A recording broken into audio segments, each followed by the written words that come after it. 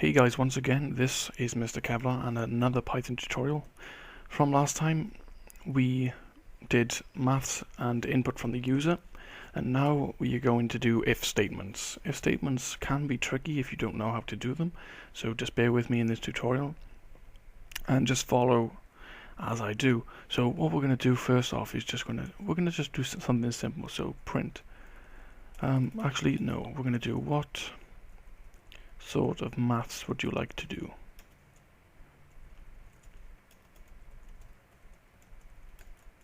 And then close that off. Then you want to write print again, and then I'm just going to copy this line because I'm lazy, and then you're going to do 1 addition, 2 subtraction, 3, forgot the space, multiplication, and 4 is going to be division. Division. Right. Now after you've done that, what you want to do is you need to get input from the user. So what we're going to do, I can't even spell choice.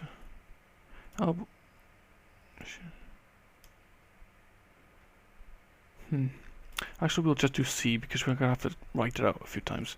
So CH is going to be int, and then input, if I can write it.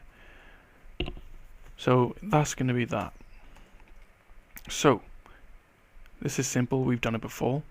So what we're going to do now is if ch equals 1 semicolon, then if you press enter, you'll see that it goes on to a new sort of tab line.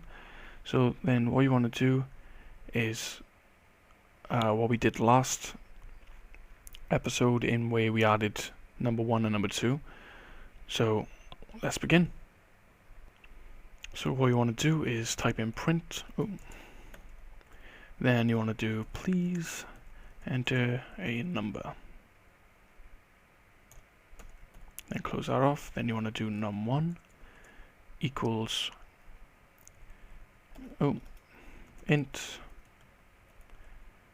input, and then close that off.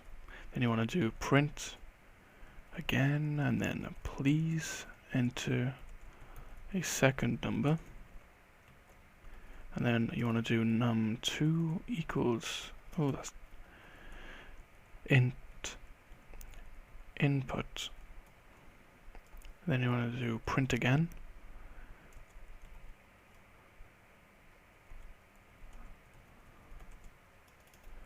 The answer is, and then you want to do ant equals open brackets num1 plus num2. And then you want to do print ants. Then that's done. Now we've got 4 other options what we want to do. So instead of doing separate if statements for them, because if you did separate if statements you get errors. So like if you did if ch equals 1 and then if ch equals 2 and then you chose 1 or 2, it wouldn't work. I think it would work if you just chose 1 but not 2, 3 or 4. So what you want to do, you want to do elif, so that means else if ch equals 2 semicolon, and I'm going to be lazy again and just copy this, and instead of that I will put take away or subtract, and then I'll copy the whole thing because again I'm lazy, and then just change that to 3, change that to multiply, and again I'm going to paste.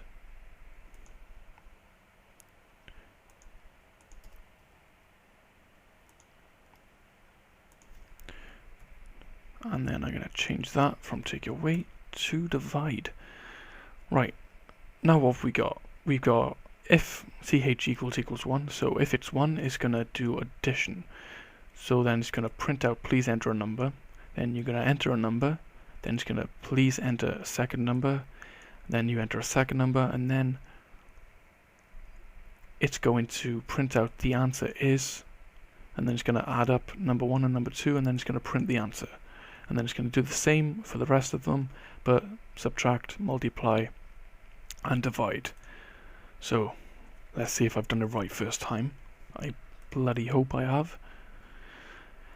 Don't know why it's so laggy. It's only when I'm recording for some reason. So what sort of maths would you like to do? Computer, I would like to do some subtraction. Please enter a number. So 100. Please enter a second number. So 46.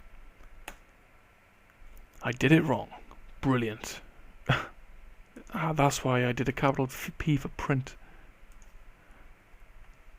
I should have saw that. My bad. At least it wasn't a coding error. Right. Right. Subtraction. 100. Take away 46. The answer is 54. Brilliant. Now, if I run that again, we'll do something else. We'll do some division. So press number 4. Please enter a number. 50 divided by 2 is 25. So that's brilliant. That works absolutely perfect how we want it to. So now what we're going to do, we're going to give it a sort of an error console. So like if you don't enter a proper number, or if you don't enter a number at all, I think it's going to give you an error message, and then it's going to quit. But it should. I'm going to sort it out so it's going to actually ask you to enter a number.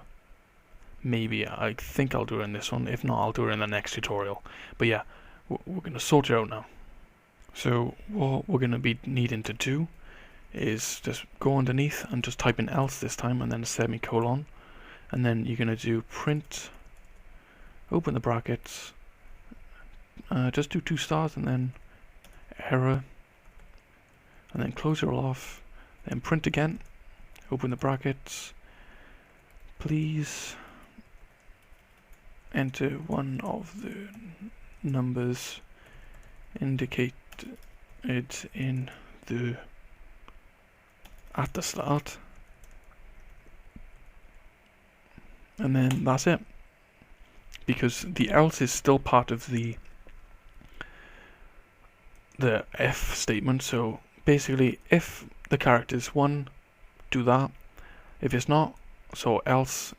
If it's this, do that. Else if it's not, do that. Else if it's this, do this. But if it's neither of those, so else, just print out that. So okay, so we're going to try a letter first, see if it works. Come on, computer. Didn't make a connection. Firewall blocking it. Are you serious?